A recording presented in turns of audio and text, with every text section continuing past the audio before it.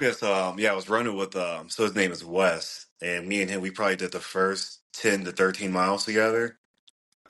But we're maybe pushing 8.5, 9 minute pace for the first half marathon, and that was not my Holy goal. moly.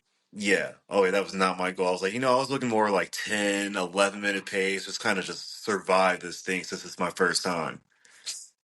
And that's when I asked him, I was like, so how long have you guys been training for this? They're like, oh, since like last June, last July, for 6, 7 months. I'm like, oh, I've only been going for like a month and a half. So you guys go ahead, you know what you're Uh, doing. I'm just gonna stick back here and just fight my way through. yeah. So Yeah, you so slow yourself down, yeah, I take it slowed easy. myself down and was just out there enjoying the day, and the next thing catch a nasty cramp in my leg at like mile Ooh, 20, 21-ish. And I was like, oh God, I've never felt this before. Like, what do I do? So I just started hiking it out and tried to okay. run, and I would run maybe like quarter, half mile, then the cramp would come back, then I would have to walk again, and Ooh. it hurt.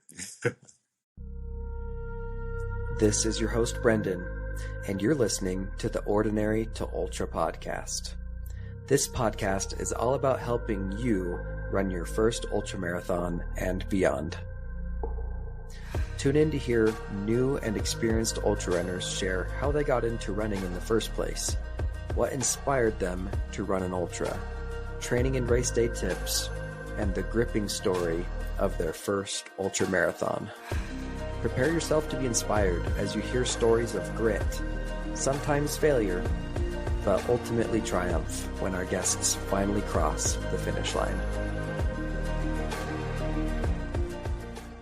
Hey, Diarra, thanks so much for being here with me today, man. Super excited to hear your story. Oh, yeah, thanks for having me on. Sick, dude. To start off, I'd super appreciate it if you'd share with me and everyone listening just a little bit about you, like Yeah. how old you are, where you're from, what your family looks like, what you do for work, that sort of thing. Sure. Yeah, I'm 30 years old. I'm originally from Illinois, about 15, 20 minutes from St. Louis. I live in Manitou Springs, Colorado now. I've been out here for about 6, 7 years now. Sick. I am a cook and a track coach here in Manitou. So cook a little bit of everything at my restaurant, and then I go and coach kids, well, the high school for track sprints. 'Cause I used to be a sprinter back in the day. Oh, dang. And then, That's sick, man. oh yeah, it's a nice little change up. Yeah.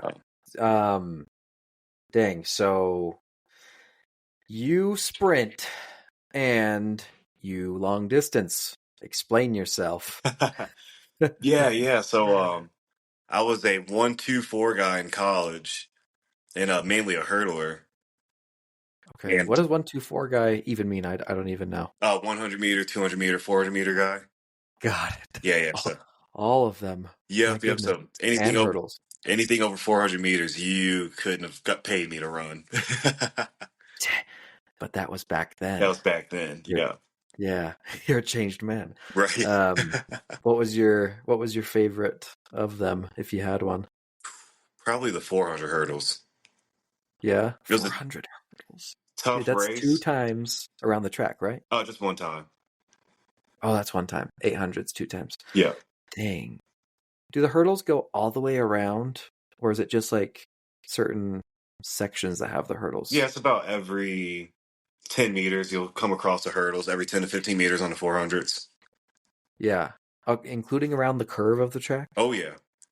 Dang, man. Yep. So I'm actually training some kids now how to run over the hurdles and go around the curve at the same time. Yeah. And Yeah. angle, like, I'd be messing myself up. Oh, yeah. That's where you see usually everybody fall as going around the curve because they don't know how to angle themselves going around. And like when they land straight up, and then they're going into the next lane and hitting the next Yeah. person and tumbling and Yeah, dude. That's tough. oh yeah, it's a tough race. Man. Yeah, and today you still sort of do, I mean, do you compete in sprint sort of stuff still, No, or just as a coach? yeah, just as a coach. Yeah. Yeah, Okay. my sprinting competing Dang. days are over. Gone. You're And only those 30. I mean, you could I could if I maybe really trained for it, but those guys are just insanely fast still. just Bolt. Yeah, he's built for that, I guess. Yeah. Yeah. Okay. So you teach and you help kids doing that, and you're mainly into long distance these days. Yep. Cool. And when did you move to Colorado? You mentioned you're in Colorado like So it right would have now. been summer of 2018 is when I moved here. Oh, sick. So yeah, that's Getting pretty man. That seasoned. feels like 2 seconds ago, but it's not anymore. It's It like does. I still remember like yesterday I had my car just full of everything and driving across the country and yeah, that's 6 years ago. Dang. Um, have you loved being in Colorado, oh, having like absolutely love it. trails? Are you next to the mountains, or are you Yeah, I'm in actually the flatter part? in the mountains. Oh, dang. Oh yeah, I'm You're what surrounded. was the So town called Manitou again that you're in? Springs. Manitou Springs, Colorado. And so if you ever Real heard of quick like the Google Manitou search. Incline or Pikes Peak and stuff like that, I live Oh right yeah. across the street from all of it. Dang, isn't Pikes Peak one of the tallest 14ers in Colorado, maybe? One of Maybe them, I I'm mean, it's made like up. I think 38th on the list for Oh, height not wise. even. No, no. Yes, it's still 14-1. I think 14-105 or something like that. Okay. Dang. Yeah, I think the Is highest is this the like one with the stairs? What are these stairs that's that the I'm starting Manitou to Google? Incline. Dude, does it go all the way to the top Yeah, yeah. of Oh, something? so there's a summit at the top. So it's point 0.8 miles and you gain I want to say 22 to 2400 feet of vert in less than a mile. Less than a mile, 0.8 miles, you said? Yeah, 0.88 is usually Oh what I get my on my watch. goodness. That is gnarly. Oh, it is no joke. What is this? This is how you train for the hills. Yep. Yeah, I literally Get- have everything just walking distance from me, and it's perfect training out here. Man, that's pretty sweet. It's Well, even just hopefully, climbing to the top of Pikes. That's a 7,400 foot climb from down here all the way to the top of Pikes. and that's where you'd start is Pretty much right here from at my pretty apartment, and much then because they do the Pikes Peak base camp. Marathon, Oh that yeah. goes all the way to the top and back down. Oh my gosh. Yeah. Oh yeah, that race is That's no a joke. that's a marathon distance? Yeah. Yeah, dang. Yep. Yeah. Dude, 7,400 feet of climbing in the first 13 miles, and then straight down the mountain after that. I'm trying to see what elevation are you at just at So I live in the at town? 6,500. Yeah. Dang. And then you get up to 14 Yep. going up that. It's a lot. It's a lot of elevation Yeah, and some people double it gain. up on the weekends. They'll do the half marathon the day before, then the full marathon the day after. Oh, And it's crazy. like, rest in peace to your quads. Yeah. And have you done anything like that? Have you done those before? And then did it kill your head? Like, were you getting altitude problems or So I've trained not? it for a race that I had on the western slope of Colorado in Uray. Okay. And because I had another high altitude race, I think the high point was like 13,600. Uh-huh. So I used that pretty much to train for that race. And normally I can do pretty well at that altitude because I've done a lot of hikes up there and kind of Sick. learned how to breathe and what I need to eat and drink and just to keep myself going. Yeah. Man, that's cool, dude. Yeah, I'd love to make it to Colorado for some races someday. I'm only like 4 hours away, so I don't have good excuses. I just need to do it. Yeah. Well, that's cool, man. Thanks for sharing a bit about yourself and Yeah. where you're at and what you do. Love that you have track in your life still. Now I'd like to explore when you got into running. If that was in high school or when you were a kid, or maybe it was later in life. I'd love to hear about it. Yeah. So like I said before, I was a sprinter way earlier in life, and basketball was my main love. So I was a two-sport college athlete for track and basketball. Dang. And then, Busy. oh yeah, man, talk about having no life, no friends, free Yeah. time, nothing, just gone every Seriously? time. Was that, I don't know, how do you feel about that at the time? And then how do you feel about that now? I'm At the just time, it curious. was fun, but once I got done and was able to actually like go out and socialize and travel and not have to worry about waking up at 7 a.m. for a game or a meet or anything, it was like, oh, this is what having a life is like. Like, Dude. this is nice. This is fun. I can go. I'm making new friends, and they're not all athletes. They're just normal people walking around. This is fun. Dang. That's crazy, dude. What a Oh yeah. life. But let's see. I picked up distance running a little bit over a year and a half ago. Okay. So before we get there, you were running track in high school and in college, or Yeah. just high school? Yep. High Both. school and college. Okay. And then between college and now, did you do any running? Oh no, nope. I was No. more of just more of like Burned a out. hiker. I was still playing basketball, and then I was playing Okay. sand volleyball and stuff like that. Okay. Okay. Just like recreational volleyball and basketball, like for funsies, Recreational or basketball, and then I was doing semi-pro sand volleyball. So, what? oh yes, I was because I played in high school for a bit. Oh, you did everything. Yep, yep, yeah. You did everything, man. Holy moly.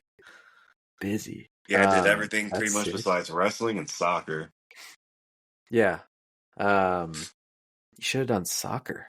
That's paired with running. I feel like once I So tried it, I was just long. towering over everybody because I'm 6'2". So once I got out there, I was like, I might be too big for this sport. Like, Gonna squish you guys. yeah, might run you over. This like I've been playing football my whole life before that, and I was like, what? I'm gonna let you guys have soccer. 'Cause I'm not even gonna try. Yeah. DR comes in. You're Yeah. like running at people. Tackle soccer. Dang.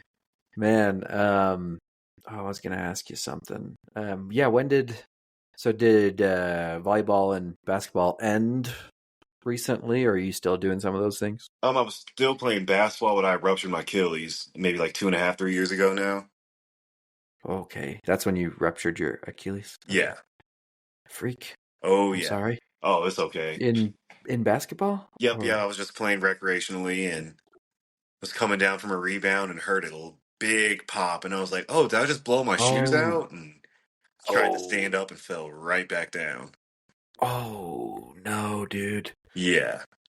Did your Achilles, which is like the back of your heel, right? Yeah. Yeah. How did you land? How did you land? I was just coming down from a rebound and just landed on my foot and how I normally would land, and I think just all the pressure through the years and It just just snapped. was done. Oh yeah. Oh, dude, I was like trying to think, like, did your foot like snap sideways? But that would have been like a different problem, probably. That would have been a different injury. But Yeah. your Achilles just by smacking down. That's crazy, dude. Oh yeah. And Um, I had another friend, same thing. He was just coming down from a rebound and his Achilles just ruptured, straight ruptured. what the And I was like, dude, heck? okay, I think this is a sign that we're getting too old for recreational basketball. Yeah. Or you gotta like take it down a notch. Yeah, yeah, we're playing old man basketball now. We're not running back on Yeah, defense. We're exactly. just shooting. And yeah, Exactly. You're going too hard, man. yep, I feel that, man. I gotta share two quick stories. One, yeah, talking about weird injuries. I ran track in 8th grade and I was doing the 100-meter sprint. It was like a time trial. We hadn't even like we weren't even competing yet. We were just seeing where everyone was at. First time trial practice. And I get out there and I bust it and I'm just going as hard as I can, 100-meter sprint, right? yeah. And this is the first time like I'm busting it as hard as I can, probably. And in the probably about halfway through, I feel a big pop in my hip, and I'm Ooh, like, "What?" I mean, I didn't have time to think about it. Pop, pain, couldn't move my left hip anymore, and I'm like hopping to like stop because I'm going all out. So I'm like going to destroy myself on the Right. track as I'm trying to slow down from whatever injury just happened. Luckily, I didn't biff it, so I like slow down, hopping on one leg, and just flop over. And I'm sitting there for like hours because my family is on a vacation in Hawaii. Oh Like no. my parents and both of my grandparents on both sides are all in Hawaii. So like all of my family's in Hawaii, and my babysitter isn't picking up, and I'm just sitting there for like 2 hours, and then finally an uncle came. An uncle picked up the phone and took me to the Oh, hospital. But what ended up happening, all that aside, is my hip tendon. I don't know which one. I don't think it was my hamstring. Maybe it was one of my tendons that connected to my pelvis. Pulled so hard on my pelvis that it fractured my pelvis. whoa. Like whack. I don't know if you've ever seen that before, but that Oh no. yeah, I think the what? Super rare, according to the doctor. He's like, that doesn't happen much. You probably need more calcium. And I'm allergic to milk, so they're like, maybe you don't have enough calcium in your life. But anyways, Dang. weird stuff. Dang. Yeah, I couldn't imagine my hips just popping like that. That's oh. Oof. Yeah, so my track career ended right there, and that's why on the show I've never said I was a track kid, because I really wasn't. I started and then I was out like immediately. Just real quick. Dang. Yep. If only I'd known that long distance was my real calling back then, maybe I Right. would have been a cross country guy. But Yeah, it was so funny because when I was in middle school, our middle school cross country and distance coach, she was like, Diarra, you'd be a great distance runner. You should come out for the cross team. And I was like, oh no, I'm not running a mile or 2 miles. Like, oh no, you can miss me with that one. I'm good. way too long. Is Yeah, cross country a mile and longer, or is it I like think a they 5K and do longer? a 5K in their Yeah. races. Yeah. Okay. Which for me at that Yeah, that's what time, I I would have thought. thought 3 miles would have been an eternity. Yeah, I mean, same like when we started running, probably. Like you start running and you're like, a mile is so long, and then 3 miles is like, wow, that's so long. It's kind of crazy. Okay, it's big sidetrack. Thanks for Oh yeah. humoring me, everyone, on that weird story. I just had to share. Um, but we were at you destroying your Yeah. Achilles, yeah, when Yeah. you were playing basketball.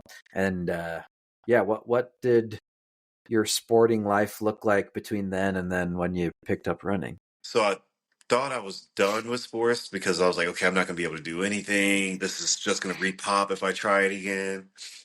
But I had some really good doctors and physical therapists that they knew I was an athlete, so they were just really focused on bringing me back so I can compete.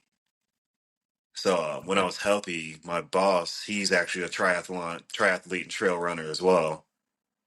And he came up to me, he was like, hey Sweet. man, if you don't want to play basketball anymore, we got these triathlons you can come join us with. And I was like, all right, I've never swam long before mountain bike because it was an Xterra off-road triathlon. I was like, I'm sure I can learn and just win through it, find my way through it.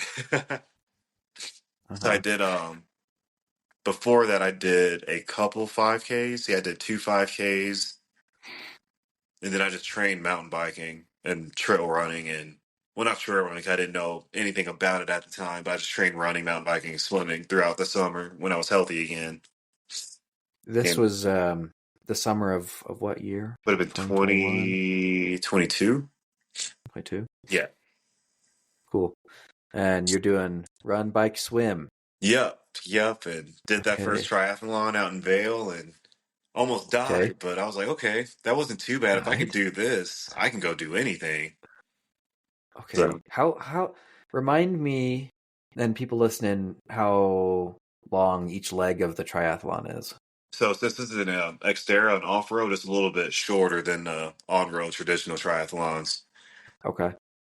So we did a little bit over, maybe like a 3/4 of a mile swim because I was doing the sprint Okay. version. So we had 3/4 of a mile swim. The bike was 14 to 15 miles. Okay. But since it was off road, it was just insane. We gained like 3,000 feet of elevation, Oh, some crazy curves, and straight down the ski resort. It was insane. I was like, what is going on? dang. And then the Yeah. run was only a little bit over a 5K. Okay. That is, yeah, that is short. But Like even the run, we gained, relatively. I think, 600 or 700 feet of vert in that 5K. So it was a Yeah, hefty one. it sounds intense. Like you said, sprint. That sounds like you're like destroying yourself. Yeah. For how long did it take you? How It took long was me your 2.5, 240, yeah. bro? That's a lot Yeah. in that time frame, dude. That's So I was like, crazy. after that, I was like, I can go do Ooh. anything. Yeah, Yes. seriously. Signed up for some 10Ks and did my first road half marathon. And I think I did my first half marathon in an hour 45. So I was like, Oh, okay, that's not dude. too bad for somebody that's never ran before and never done over a 10K. Yeah, that's super good. Road half, you said? Yeah. And that was all Nice. 2022. Okay. And then after that half marathon, I really wanted to try a trail race. I kept hearing so much fun about it, all the good things, aid stations, all that stuff. So, all right, let me see if I can find one Yeah. close to home. And Yeah. I found this backcountry half marathon, maybe like an hour away, right outside of Denver. And I got humbled very, very quick. I was like, "Oh, this is what trail running is. What the heck?" Yeah. Uh, explain. Why was I that so was it the vert? Did it kill you or think it was what just the happened? rolling hills. Like there was just no Okay. flat. It was just all Yeah. up or down, or Dang. switchbacks. And you're going up. I'm like, what is going on? Okay. Yeah, that sounds intense. Yeah, Like, yeah, trail running, yeah, there's the easy trails that are like the bottom of the canyon that are like a super steady incline, and then there's right. like the real mountain trail trail running where it's like, Yeah, oh man, straight up. yeah. So after that, I was like, you know what? I want to rematch with the trails because I know I can do better than that. And it was wintertime. It was like November, so there wasn't really anything going on. So I was on Google looking up like trail races, maybe within 4 or 5 hours from Colorado Springs, and a bunch of ultras popped up in Moab.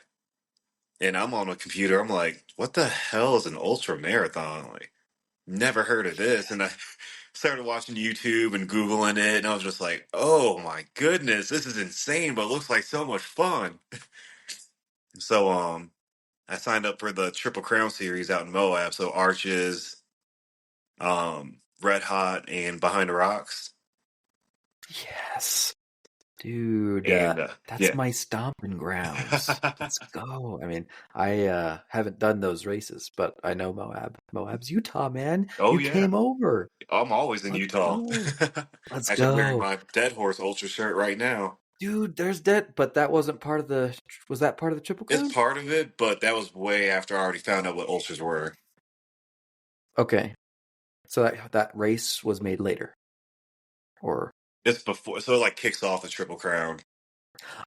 oh, and you missed that Yeah, one, because or that one's in yeah, November, and I okay, was just doing a half yes, marathon. Yeah, that's right. Oh my goodness, but yeah, this race series happens during the winter, yeah. so you found it and you were like, okay, let's do this right now. I was like, you know what? I'm ready for a marathon. Hell, what's 5 to 6 extra miles?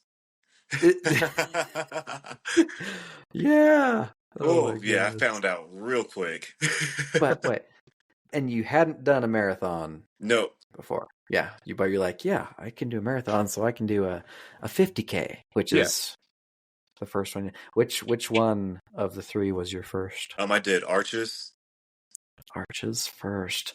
Okay, okay, that was awesome. I love that you just like looked it up and you're like, what is this? I'm sign. Did you sign up the night that you learned about it, or did you like I kind of took some think time to about it? process it, but then I was like, you know what? I'm just gonna go for it. Like that'd be just so badass. You can say that they ran 32 miles through mountains and desert and crazy Yeah, terrain, and I love that. Um, did you have any like fears or hesitations when you were signing up? I think I was excited, more excited than scared. And then I was Okay, just you real excited believed. to brag. People like, I'm gonna go run 31, 32 miles in Utah. Yeah. Oh, I'm gonna go do. They're like, what the hell? Who is this guy? They're like, why I can't you just stick mean, to a marathon?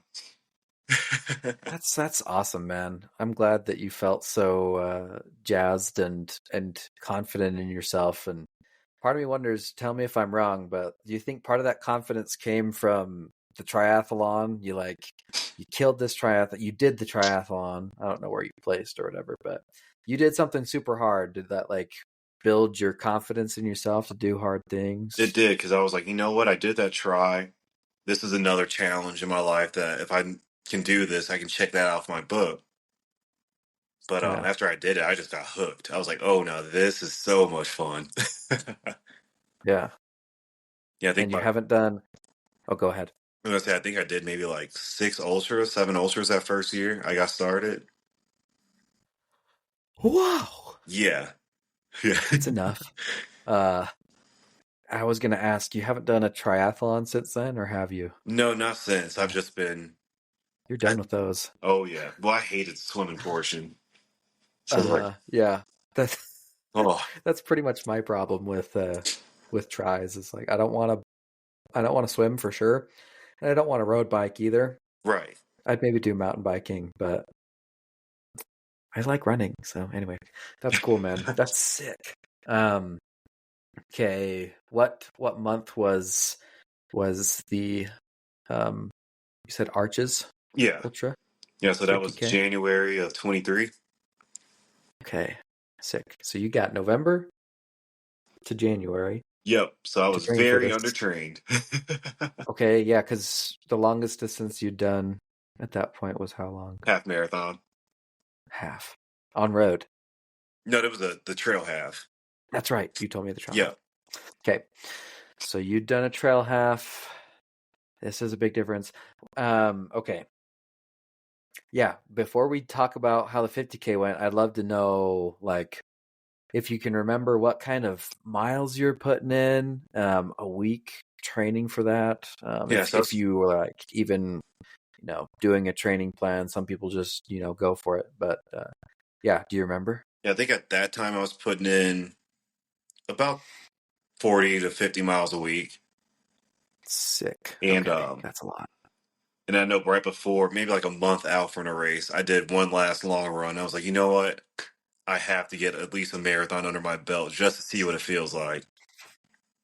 And I think I Yeah, got to on the about 24 miles and I started feeling some like shin, calf strainish stuff starting to pop up. I'm like, okay, I think I'm overtraining now. I should probably cut it yeah, here, recover, rest, and then heal up anything I have before this race comes up. yeah. Okay, that's awesome. Thanks for sharing that. And you'll have to let us know at the end of telling us your story about your 50K um, if you felt like that was enough. I imagine that was enough. 40 to 50 miles is more than a 50K. Yeah. Like you're putting in more than a 50K every week. So that sounds like smart training there. Sounds like you're probably ready.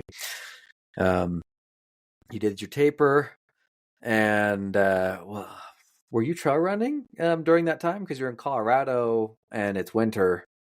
So the front range, we rarely. This was probably the heaviest year of snow we got this year, but we rarely get snow on the front range. Well, down here in Colorado Springs, where I'm at, so Okay. usually wintertime's like 50 degrees and nice and sunny, and you'll get your occasional snow where you won't be able to get on the trail for a day or two, but other than that, it's pretty clear. Dang. Well, that's sweet. Oh yeah, yeah, we lucked out down here. Now Denver and Boulder, completely different story. They just get Yeah. destroyed with snow nonstop. Huh. And 23, yeah, was the crazy year. Yeah, Yeah. That was like Utah got freaking dumped and it was amazing for skiing. yeah. But Because I remember yeah, going out not to do my races. They were like, yeah, normally it's like 70 degrees. This is weird because it was 30 degrees and snowing and there was ice and snow and mud on the trails. They were like, yeah, this is not normal for a Moab race. Dude, for your Moab race? Oh There was yeah, snow yeah. It was actually in snowing Arches? at the start of Arches. Oh my goodness. Yeah. Okay, okay. All right. So now just give us the whole shading dong. Give me the whole the whole story Yeah. from like, you wake up, what you ate for breakfast, whatever, how you're feeling to through when you started the race to the end to when you crossed the finish line. How was your first 50K here at Arches? And also before you start, Yeah. what is the vert of that race? So I want to say it was about 35 to 4,000. So not too crazy. Okay. It's a real runnable course. Yeah, that's a fantastic way to start, I feel like. Oh yeah. Yeah, without crazy vert. But is it pretty sandy? Oh, very, very sandy. Cool. I'm That's what sure that gets may you. be mentioned because that's pretty Sand, tough. slick rock, that would just beat your legs up. It's like, oh my God, I've never felt that before. Okay, sick. Thanks for answering. Okay, Yeah. go ahead.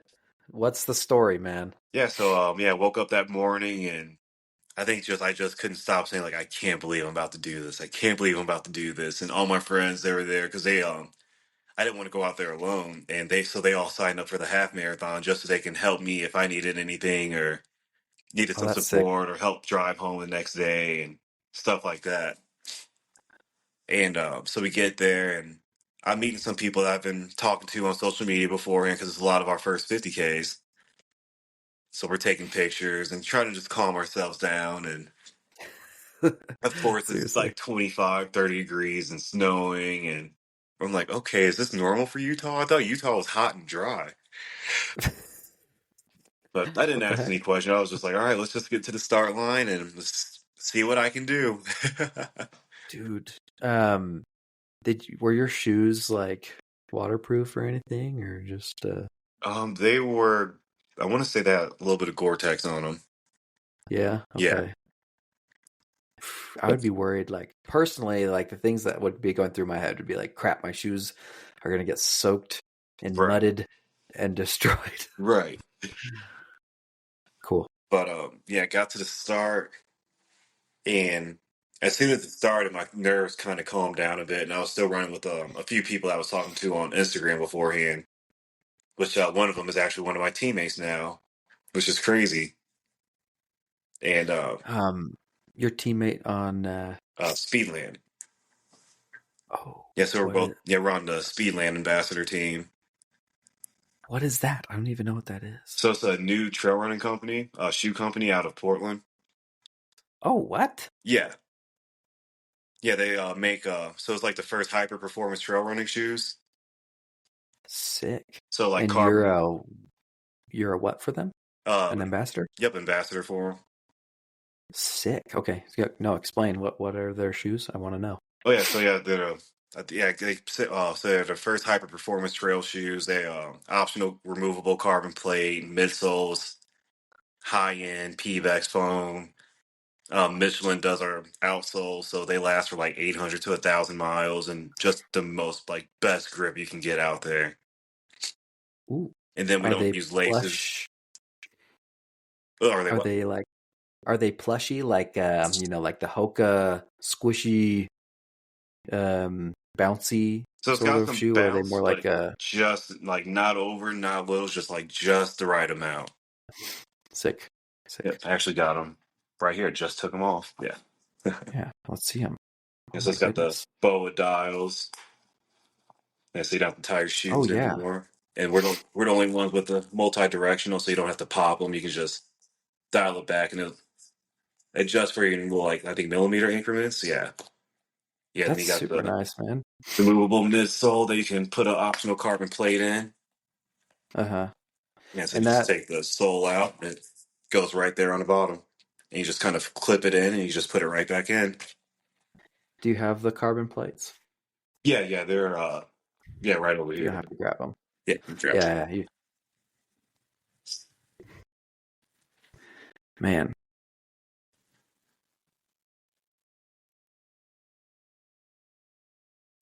Yeah. Sorry for those that are probably listening to this as an audio podcast. You will not be seeing Right. these beautiful plates, but Yeah, so I here's can. the carbon plate that you can put on the inside.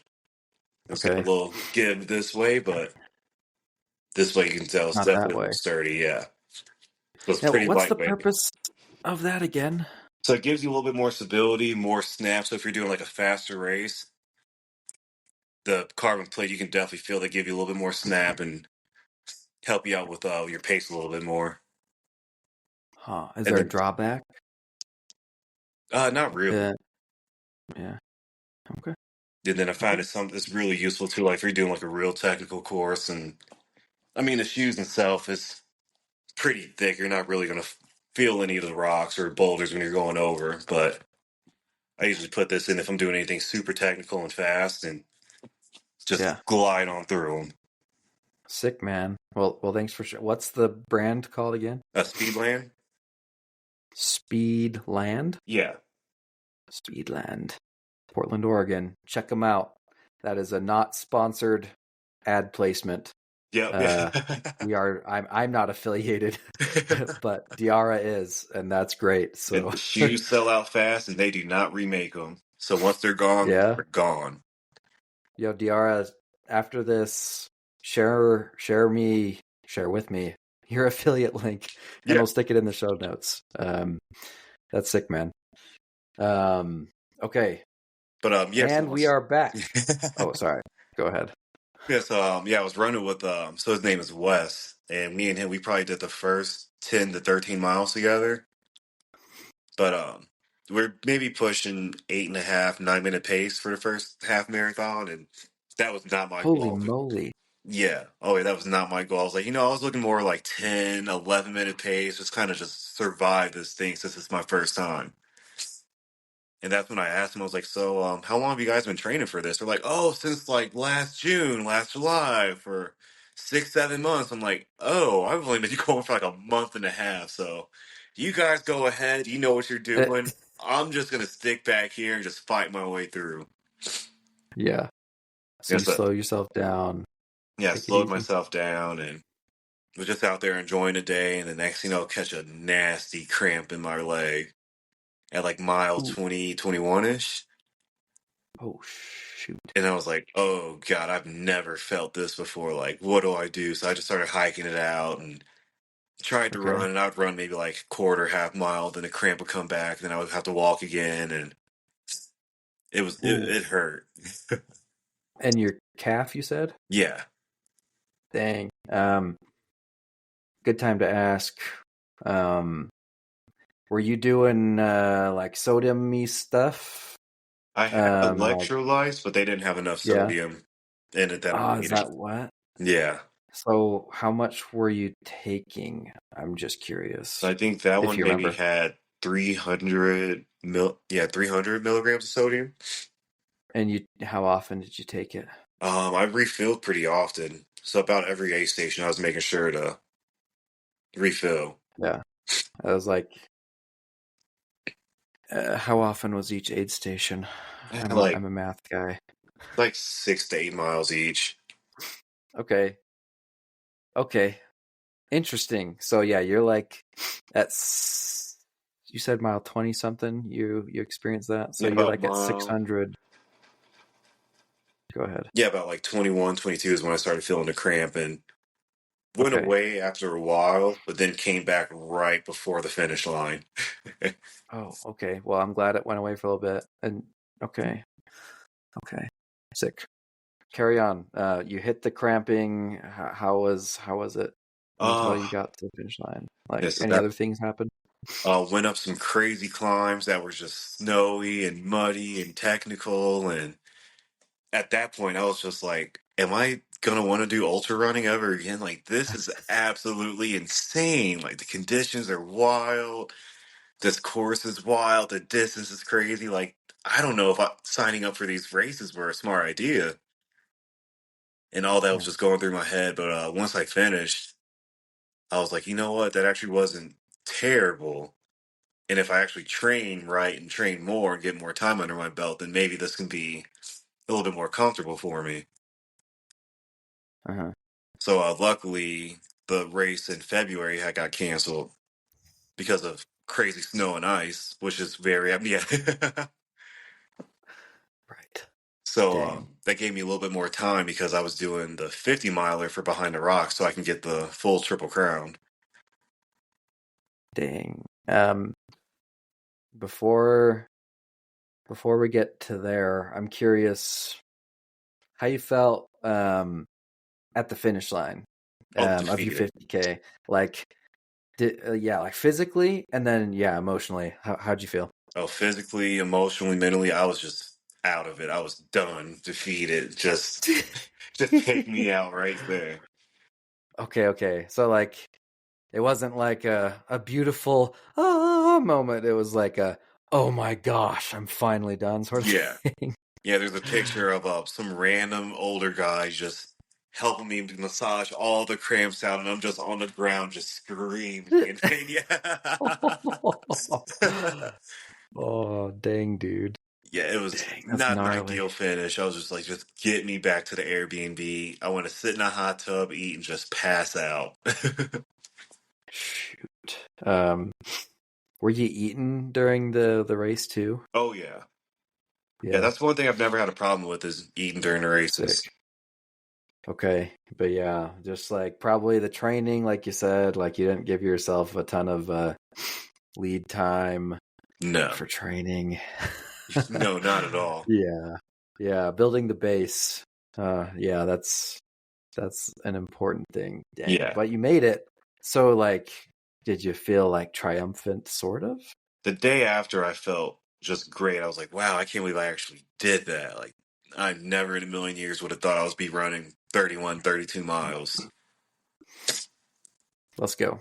And I was I'm like, glad. right, so if I can do that, all right, just 20 more miles and Behind the Rocks. And Dude, yeah, so what does that 50 miler look like? Altitude, so or it's not, a yeah, like, or 6,500 gain. feet of gain course, and it's Okay. all at the back half. Oh, well, that sucks. Yeah. So the first 25 miles, I think you maybe gain up 500 to 1,000 feet. That's it. Seriously? Because it's all Holy. downhill, and you're going through the canyon, and you go down Jacob's Ladder, and you run around. But then Ooh. you got to come all the way back up Jacob's Ladder, and that's what starts your 25-mile death march back up to the finish line. Oh my gosh. Yeah, so yeah, that last 25 miles was a 6,000-foot climb, and it's just technical and sand and just, oh, it beats you down any kind of way. Yeah, in these races, did you prefer the sand or the slick rock? That's a tough question. Oh, neither if we could, but Neither. yeah. But I That's think fair. maybe more slick rock because it kind of you start feeling it maybe around like mile 30, 35, and it's like, oh, my legs are really starting to get agitated right now. But Yeah. that sand just mentally just beats you. It is insane. Yeah.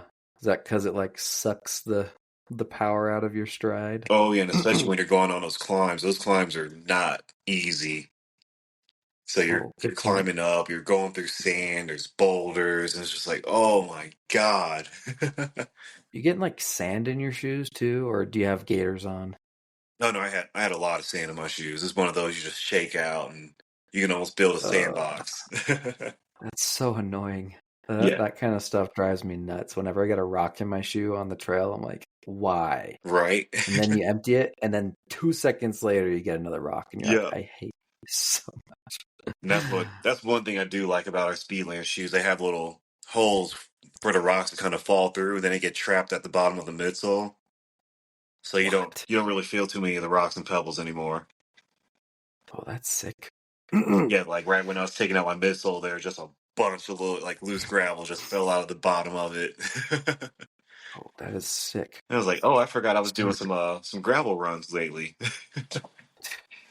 Yeah. Well, that's cool. Okay, so what was the gap between your 50K and the 50 miler again? So 50K was in January. The 50 miler was in March. March, okay. And you had one in February, but it was canceled because Yeah, snow of and ice, snow. and didn't want us falling off the cliff and dying out there. So, Yeah, let's avoid that.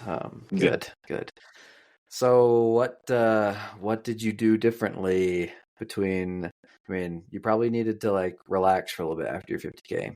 But so you could tell us about that and then what training looked like in between. Yeah, kind of took about a week and a half off after the 50K, and then started training for the race in February, but that got canceled. So I was like, okay, this is kind of, it sucks, but it's nice. It gives me another few weeks to actually really train for the 50 miler. Yeah. And nothing really changed too much. I added more distance. I was doing maybe like 60 miles a week, Hmm. and changed up my electrolytes that I was using, and then was eating a little bit more just because I knew I was going to be out there for a very long time. Hmm. And yeah, got to the 50K day, I mean 50 mile day, and my heart rate was higher than it's ever been at a start of a race because I was just like, I can't believe I'm going to go run 50 freaking miles in the middle of the desert of Utah. Like, what is wrong with me? Seriously. What is wrong with us? Why do we do this? Oh, and I was out there for 13 and a half hours for that first 50 miler. Yeah, I was barely making, I was like half an hour away from cutoff. Holy moly.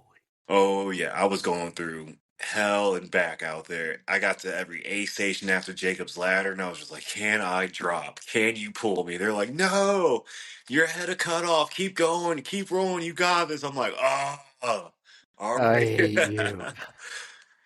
And I get to the next aid station, it's just like, how far am I ahead of cutoff? Can I drop? Can you take me? But they're like, no, man, you got this. Keep rolling. You're 15 minutes ahead. I'm like, why?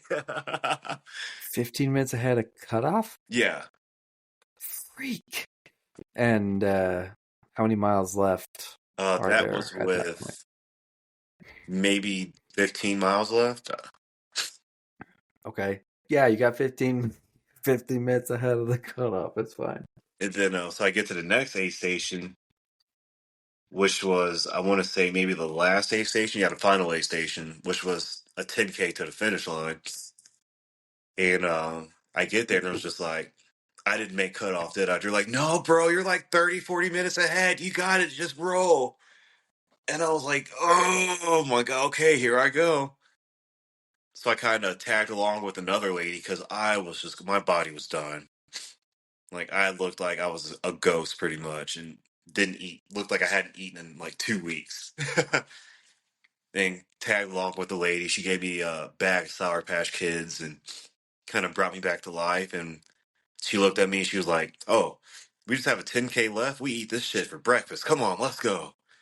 I was like, all right, this is gonna be the longest shuffling 10K of my life, but here we go. And And brought it on how did home, it go? and it was an ugly finish, but we finished. Okay. How was it when you reached the finish, just like the 50K, when you reached the finish line, physically and mentally, how we doing? Physically, I was checked out. Mentally, I was very happy because I was just like, "Holy crap! I can't believe I completed it." Because they still gave us the Triple Crown if we ran an ultra or close to the distance in February to make up for that race.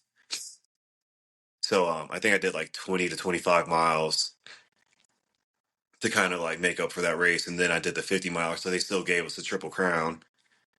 Oh, nice, And dude. so I think I was just really happy because I was getting my Triple Crown medal. I was getting the shirts, the hat, all the gear and stuff. And then she had told me that I was also the first black male to complete the Triple Crown out in Moab.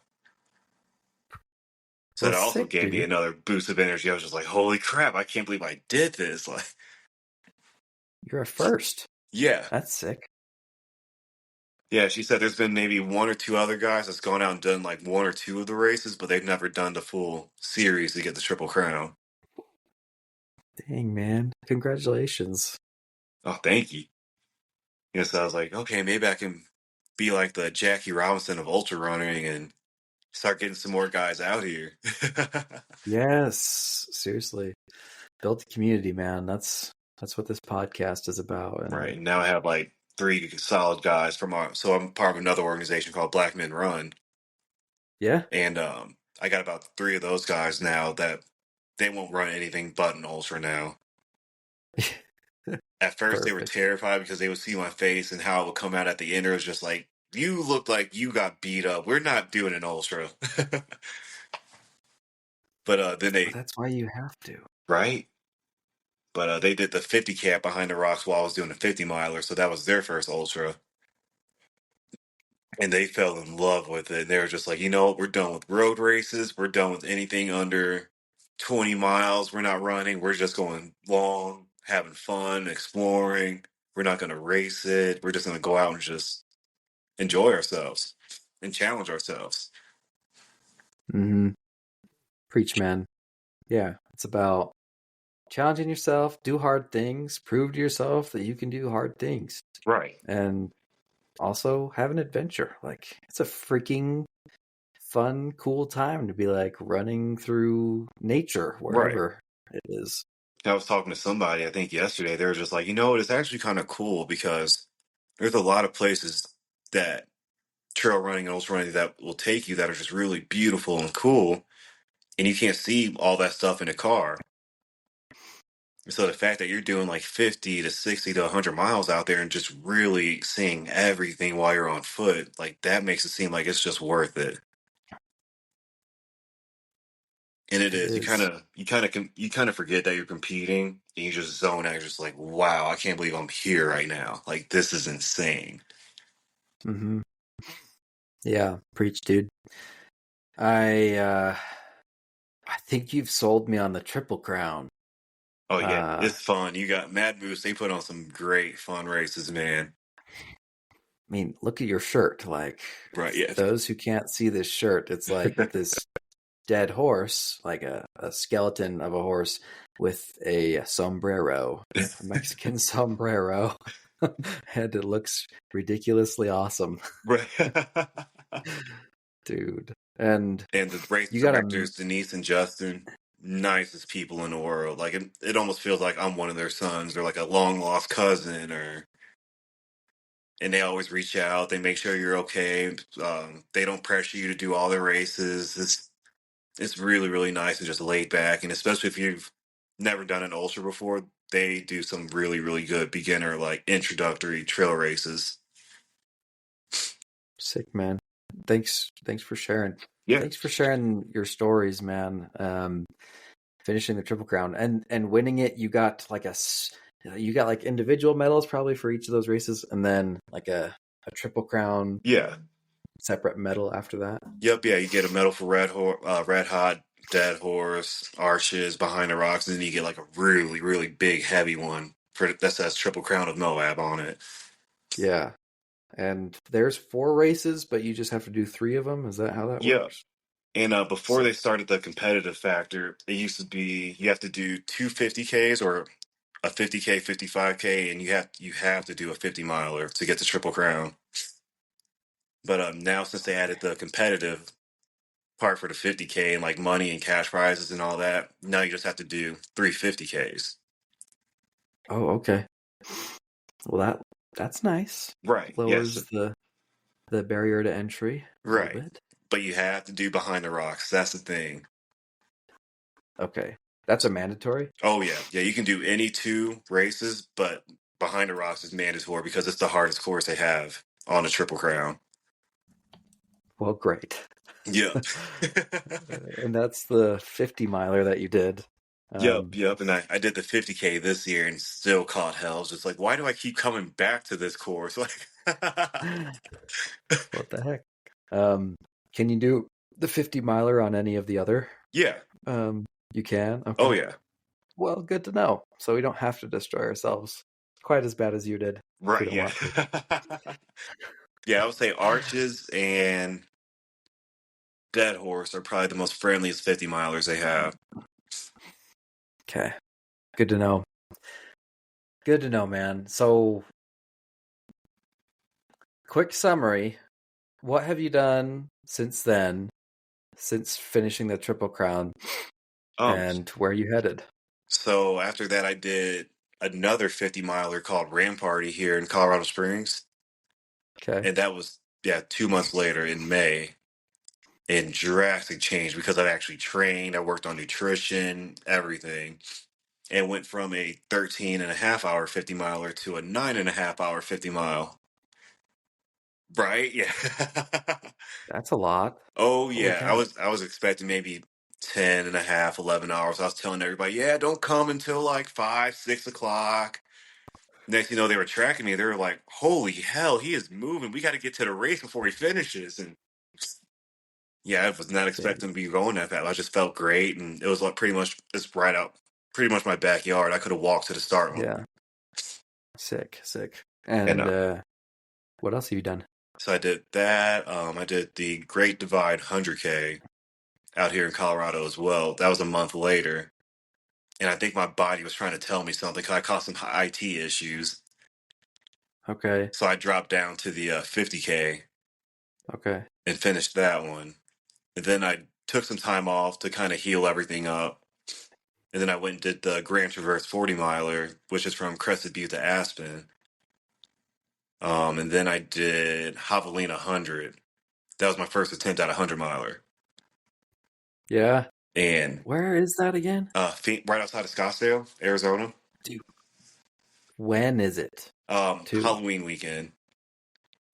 So it was still blistering hot out there. Yeah. Yeah. That's what's in my head. I'm like, Yeah, I think it was like 90 degrees last year. It was, and no trees, just straight exposed. oh, attempt? Yeah. DNF, I got to about 40, and both my legs locked up to where I really, Oh, I couldn't walk, I couldn't run, I couldn't move or anything. I was on the side of the trail at one point on my back, just screaming in pain. And two guys kind of had to come over and like rub my calves out and quads, and you could just see everything just pulsing. That's how bad it was. So I was ooh, like, okay, maybe I probably. can make it to the A station, rest for like 15, 20 minutes because I was way ahead of cutoff. And I was like, then maybe it'll be fine. So I started resting. Nothing got better. And it was just so hot that I started throwing up. And I was like, you know what? If I'm Oh, throwing up right now and I can't walk or run, I should probably call it because I'll die out here in this desert. So I took that good. DNF and just trying to learn from that. So I did a redemption 50 miler about a month later just because I was still pissed off about that DNF. Then that's when I did Dead Horse out in Moab Okay. and finished that in 9 hours and 35 minutes. And I was just like, okay, well, if I can do this 50 miler here, what the heck happened in Arizona? But I think it was the same thing, just too many races close to each other.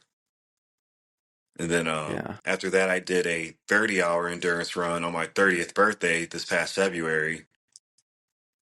And I knocked out 80 miles and came in fifth or sixth place overall. And conditions for that were just awful. It was like 6 inches of snow. It was 15 degrees through the night, ankle deep mud. It was just wild. Dang, man. You have cranked these out. Yeah. And Yeah, then I tons. did, yeah, then after that, Behind the Rocks 50K this past March. And then I went out to Oregon and went for Gorge Waterfalls 100K. And same thing, I think just too many races back to back, not giving myself time to recover or anything. My legs locked up, and I actually ended up getting rhabdo in the middle of the race. Ooh, Yeah. which is when your something fails. I can't remember. Kidneys were failing. There was protein in my blood, and my pancreas levels shot up. So you went to the hospital? Yeah, they rushed me to the hospital because they did an EKG on me down there on site, and I guess rhabdo throws off your heart rhythm, so it looked like I was having a heart attack. Oh, freak. So they called an ambulance and they rushed me to the hospital immediately. And that is a drinking water issue, right? Like Uh, I get or like And staying hydrated recovery and and eat. more recovery and eating. Yeah, Oh, really? yeah. It's funny you mentioned rhabdo because I had um, Dave from Chase the Summit on YouTube. He was on the podcast a few months ago, and he had rhabdo during his 100-miler. He got it, had to drop, but I think he told me it's because it was super hot, and he like couldn't get enough water. Like he kept drinking and drinking, and it just wasn't enough. See, I was I don't drinking know. like a fish and eating like crazy, but my body was not recovered, especially even after that 30 hour, because I turned around and did that 50K. So my body Yeah. didn't even recover from the 30 hour. And then after the 50K, there was only 3 weeks in between that and gorgeous. Oh god. Yeah. So my body was just like, you know what? We're gonna stop right here, and you're gonna learn a lesson. You need to take it easy, Diarra. You gotta have Yeah. some breaks. So I realized I was like, okay, you know what? I'm only gonna do maybe 3 to 4 of these big races a year, space them out pretty well, and then do some like shorter, like 25Ks, 30Ks, and stuff like that in between, and not don't do another ultra to train for an ultra. So, Yeah. Yeah. so Oh, dang. I'm learning, but had to learn the hard way. Yeah. Are you recovered and well since rhabdo? Yeah, it's been about 2.5 weeks now, and body feels back normal. I've been going on short, like 5 to 6 mile runs, and pretty Okay. easy pace, more like 9.5, 10 minute pace, and just getting everything back to normal how it was. Yeah. Oh man. Sorry to hear that. Oh, it's okay. I got to see all the beauty before it happened. I got to see all the waterfalls and views and everything beforehand, but yeah, I knew Dang. something was off. Once I couldn't get my body temperature up, I was just shaking like the whole time, and I didn't know what was going on. I was like, okay, I never felt like this, so I knew something was wrong. Yeah. Yep. The shaking. Yeah, that's terrifying. Oh yeah. Yes, I was hospitalized for 3 days. Yeah, 3 days out in Oregon and Washington area. And they wanted to keep me a couple more, but I was like, no, I need to get back to Colorado. Like, I promise I'll go to urgent care when I get back, but I just want to get home, be closer to my friends and support and job and everything else where people can actually come and take care of me if I needed it. Yep. That's smart. Um, and what do you have planned for this year? So I was originally going to do Sedona Canyons 125 next month, which, well, actually, it's next week. uh, So I think that, yeah, my body definitely knew what was going on. They're just like, you're not doing that 125 miler. You're resting and recovering, and we're going to get you ready for the next one. uh, So I'm either going to okay. do the Hood 100 back out in Oregon in August, or I'll do Chase the Moon, which is a 12-hour overnight endurance run here in Colorado. Okay. And Sick, that's dude. end of July. And then going back for Redemption in Javelina in October, and Get it threw in done. the Pikes Peak Marathon in mid-September. Dang, dude. You are the example of someone who got bit by the ultramarathon bug, man. Yep. You you're taken. You're gone. Yeah. Don't burn yourself out, man. Holy, Yeah, I that's don't why know. I'm learning now. Okay, maybe 3 or 4 of these races a year, and then yeah, do the shorter stuff in between. Yeah, man, but that's inspirational, dude. It's it's cool how you just believed in yourself and you went and got them done, and you've done a frick ton of ultramarathons in like a year and a half, maybe Yeah. 2 years. Like, I'm looking at jeez. my wall full of bibs, and I'm like, this is just from a year and a half, 2 years of racing. Like, this is It's crazy. like it's like you've been doing this for years. Oh yeah, and people ask me like, "Oh, have you been running your whole life?" I'm like, "No." I'm like, I'm still a baby at this stuff. Like, any Yeah. advice, any tips you can give me, I'll take it because I'm like a sponge right now. Yeah. Well, Diarra, um, wrapping up today, What advice would you give somebody who is just starting out? They're considering signing up for their first 50K, maybe 50 miler. They've never done an ultra before. What advice would you give that person? I'm gonna say train well, but don't overtrain. Make sure you're hydrated all the time and eating way more than you should be because you're just gonna burn it off anyways. Um, and don't be terrified of the distance. Just go out, think of it as a fun adventure with maybe 200 to 500 other people. Go out, think you're gonna make some new friends, and just enjoy being in the moment and enjoy what you're doing at that time because not everybody has the abilities or resources to do what we're doing. So definitely just go out there and just have fun. And that's one thing I preach about is just go have fun. Even if you're competing, just go have fun. Awesome, man. Thank you. Oh, no, Thanks. Thank you for the tips. Thank you for sharing your story here, for taking the time, man, because I mean, you were there before. You may have had some hesitations or worries about your first ultra, and it's a big thing. And I just appreciate you giving back and sharing your story to help make it easier for others. No, I appreciate you having me on the show where I can share everything. Yeah, man.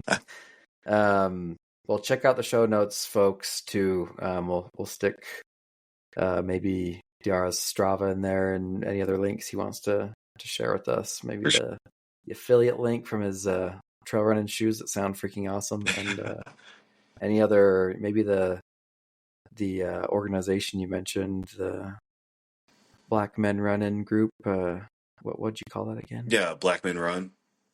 Yeah, sick, man. I'd love to Yeah. have you share that too. Yeah, Make it nationwide spread. group, chapters in every Yeah. major city pretty much. So if you're looking for Let's a cool go. chapter to go run with, you don't have to be black or male either. It's just a name. But yeah, you can go out there and make new friends, make new connections, and like I said, just go have some fun. Cool, dude. Well, thanks again. Appreciate your time. Oh, anytime. Thank you. Hey, your host Brendan here. I just wanted to thank you personally for listening to today's episode. As someone preparing for my own first ultramarathon, I've found these conversations to be super valuable, and I hope they are for you as well. Whether you're listening on Apple, Spotify, YouTube, or somewhere else, make sure to follow or subscribe so you know when the next episode comes out. Also, make sure you check out the show notes of this episode. There's a link to sign up for the Ordinary to Ultra email newsletter, to join our Facebook and Strava groups where you can meet other people striving to run their first ultra marathon, and see any links that our guests may have provided as well. Thanks again, and we'll catch you in the next episode.